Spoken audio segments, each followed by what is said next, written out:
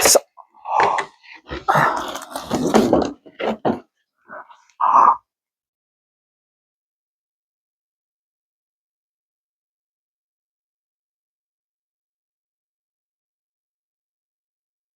ugly doll. Fuck you.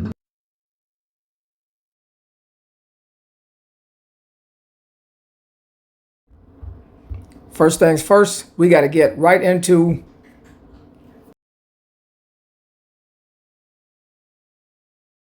Oh, and actually, before we go any further, Chucky has stated that I must inform all you viewers of this. He publicly made me apologize for calling him ugly, or he threatened to kill me before I started this review. So, Chucky got his wish. I'm sorry for calling you ugly. For calling you ugly, Chucky. Now, we can start the review. Charles Lee Ray, who was gunned down by Detective Mike Norris, uses black magic / voodoo to resurrect himself through a toy doll named Chucky, branded by the good guy. Now, we open up this movie with a gun chase, and this is where Detective Mike Norris guns down Charles Lee Ray, also known as Chucky. Charles Lee Ray uses the black magic, a voodoo curse, to transfer his dying body into the soul of a good guy doll. And after he puts his soul into the doll, the store is struck by lightning after the curse. Detective Mike Norris makes it out alive, and before he leaves the scene, all we see is footage of him looking down at Charles Lee Ray's dead body.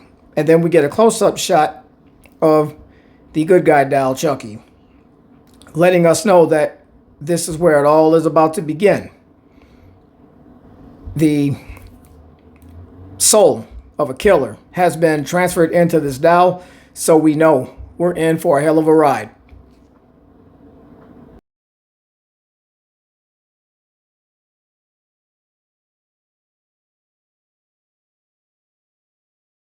Karen Barkley. This is one of our main characters. This is a struggling, I use the term struggling loosely because if she's struggling so bad, how the hell can she afford that giant ass apartment that damn near looks like a mansion in Chicago? Come on now, you ain't struggling too bad. Anyway, Karen Barkley is one of our main characters. She is the mother of the child that we follow throughout this film. My thoughts on Karen Barkley is she did a very fine job in this film, I think, as one of the leads.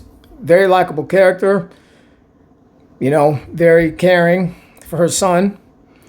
She is forced to work a double shift at the beginning of this film, even though she just wants to spend time with her son on his birthday. She actually gets a friend of hers, a co-worker, to babysit Andy while she is working, although she still calls to check up on Andy and everything like that. So we know for the most part she's a very good single mother. Very likable character. I give Karen Barkley a thumbs up.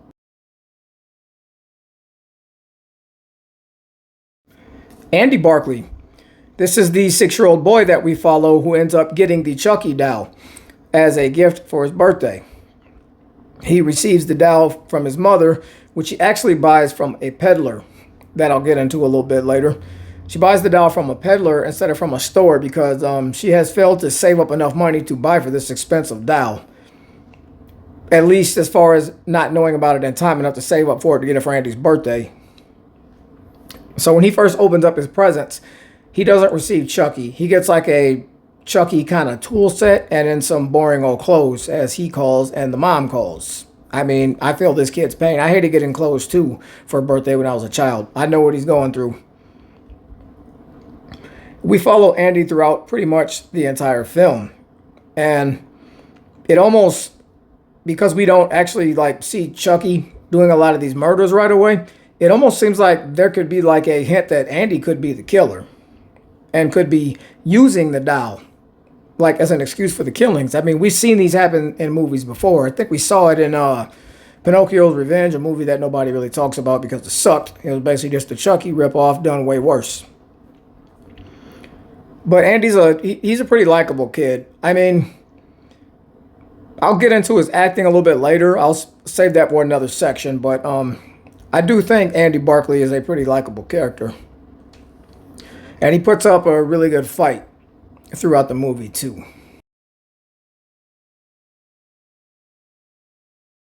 Detective Norris is the main cop in this film. He's actually the one that kills Charles Lee Ray when he's in human form, before Charles Lee Ray transfers his soul into the Chucky doll. I guess he's okay.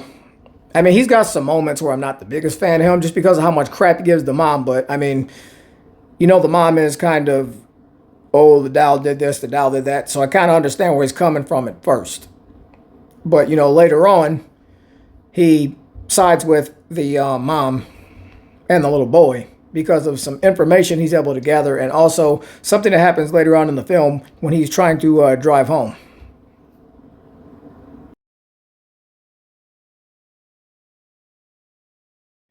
Aunt Maggie. Well, in the words of Chucky, Aunt Maggie was a real bitch. I think those moments were there, but they weren't always there. I kind of have mixed feelings about Aunt Maggie. Now, on the plus side, I mean, she did step up and watch Andy for Karen Barkley, so I give her a pass there. I think she does a pretty decent job as a babysitter, I guess. But she's also a little harsh on Andy later. But, I mean, with some of the things that he's saying to her, like, I didn't do this, Chucky did that, I guess I can kind of relate to it. So I'm going to go ahead and say Aunt Maggie is a somewhat likable character.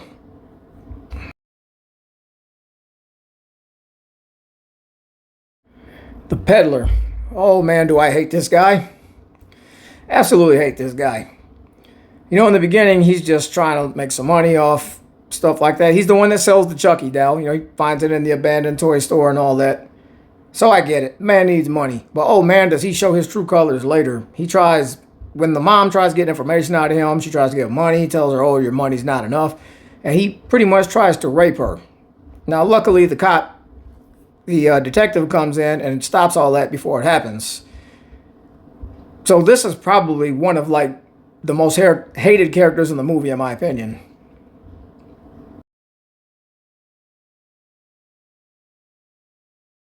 John the Voodoo Guy.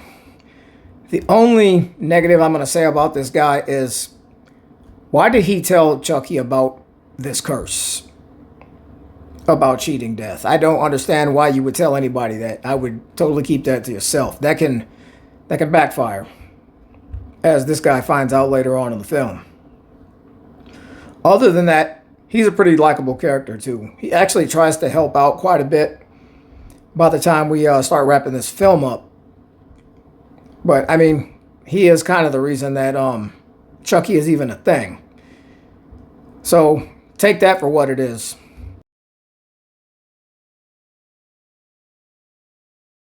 Now we get into the character of Chucky. I'm going to talk more about the doll because we spend more time with the doll than we do Charles Lee Ray. As I said, he's gunned down at the very beginning. We spend maybe 5 minutes if we're lucky with him. So we spend the majority of this movie with Chucky the doll after the soul's already been transferred. And oh man, do we ever follow this doll. And the thing about this doll is, guys, I was afraid of this doll before I even saw this movie because I had a twin sister that would torture me to death about the story of this doll. I had a My Buddy doll when I was growing up, and it reminded me of the Chucky doll. Now, given my Buddy doll was black, but with the stories my sister was telling me, she saw a Child's Play before I did. And I was terrified of that My Buddy doll. And then I would see, on HBO, I would actually see commercials and stuff for the Child's Play movies. And those commercials alone would scare me. And finally, I saw the movie, I think at it was kind of like a overnight lock-in that we were having for a Boys and Girls Club. Why they were showing this to us, I don't know. Who cares? Maybe it's because they they were horror fans themselves and they figured the parents weren't there. But, you know, I totally pretended like I wasn't afraid of this movie because I was surrounded by older kids and stuff like that. But I can tell you this right now. The very next night when I went home and had to sleep in my own bed, I couldn't sleep. I took my buddy down, and no joke, y'all, I threw that sucker in the basement and it stayed down there for years. That is the impact that Chucky had on me. Chucky terrified me before this film. He terrified me in the film, and he terrified me for years and years and years and years until I became about probably, I don't know, maybe 13 or 14. I was afraid of this doll for the longest time. And now look at me, I actually own one.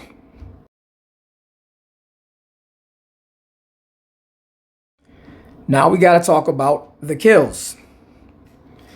Aside from the gunning down of Charles Lee Ray at the beginning, are, I guess, I don't know if I can call it an opening kill because the opening kill is the one I just said, but the first kill is a hammer, a toy hammer, mind you, a good guy's hammer that Andy got for his birthday to the eye of Aunt Maggie, which causes her to stumble and fall out of the window of the apartment. And mind you, they are way up on the upper level of this apartment. So the fall, it is very far down. I think she even lands on top of a car after she falls. So, you know, it's quite a brutal kill. I mean, we don't really see a lot of blood, but you definitely feel the impact. Our second kill is a house explosion. A character I did not mention, Eddie Caputo. This is actually a character that fled the scene when Chucky was trying to run away from the cop, one of Chucky's old friends. So we get a kill in this one where Chucky goes to his old apartment. He actually talks Andy into taking a train to this guy's house. Now, how the hell this kid got on the train, I don't know.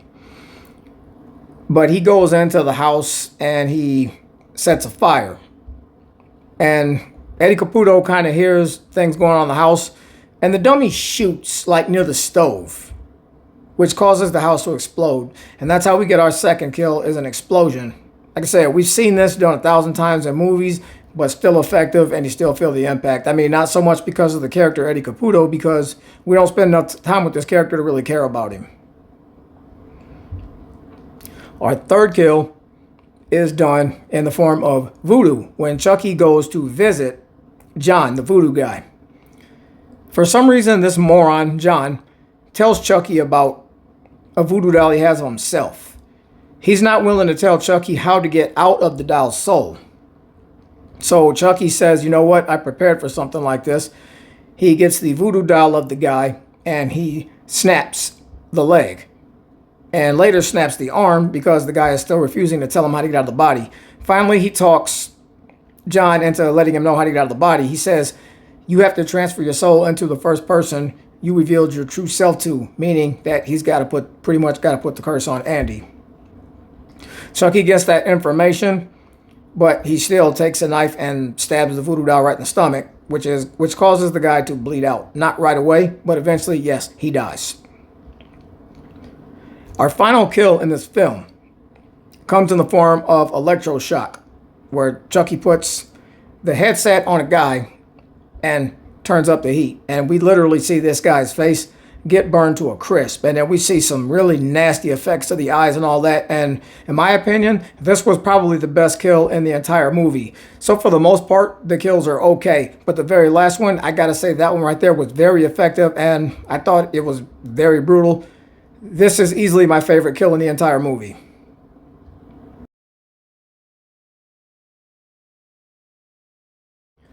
The effects and the cinematography. I thought the effects were pretty well done, especially the animatronics of the Chucky doll. I heard they had like 8 or 9 guys always working on the doll. One would be working the head, one would be working the eyes, one would be doing the arms, the eyebrows. So I thought this was pretty clever. It all worked. Especially when you bring Brad Dourif's amazing voice to life with this doll. It's insane. This man's voice is very scary. And he definitely brings this doll to life. I think this is the reason why this doll is so popular. Was because of Brad Dourif's magic making this work. As far as the cinematography, I thought it was okay. There, like in the opening scene, it's very dark. Sometimes it's really hard to tell what's going on during the chase scene. But after that, I think the cinematography is fine. You know, the setting, all that. I think everything looks really good here. So I'm going to give the effects and the cinematography a thumbs up also. I thought that was very well done. And since I'm still talking about the effects, I got to say one of the coolest effects in this movie has to be after Chucky was set on fire and he comes back all burnt up and everything. I thought that looked badass.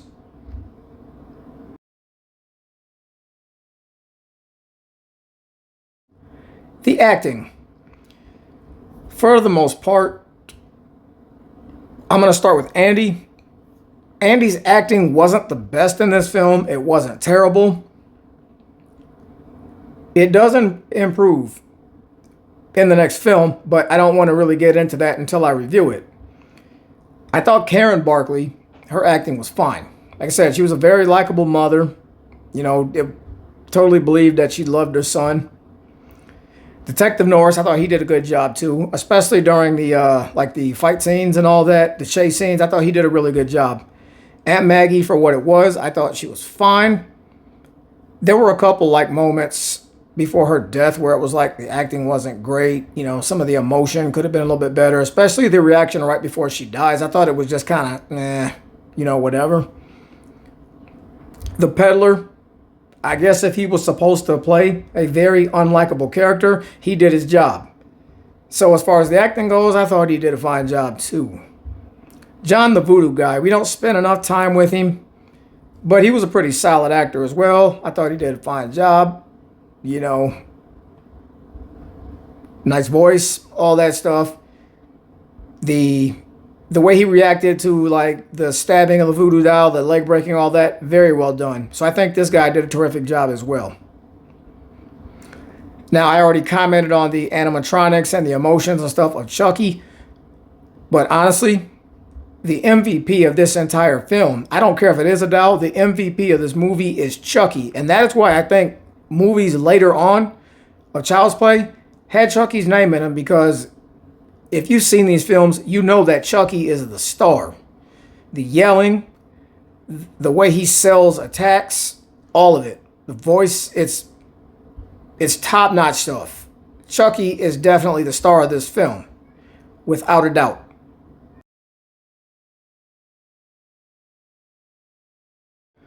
Does this movie still hold up today? Absolutely. I will watch this movie anytime. I own this movie digitally and on disc, and I love this film. I rewatch it all the time, and I never get bored of it, you know, and it's crazy because I was so afraid of this film when I was a child, but now I watch it all the time, and every time I enjoy it more and more and more. I don't get bored of this movie at all. It is very entertaining, and I think the replay value is amazing. Final score. Guys, I really, really enjoyed Child's Play.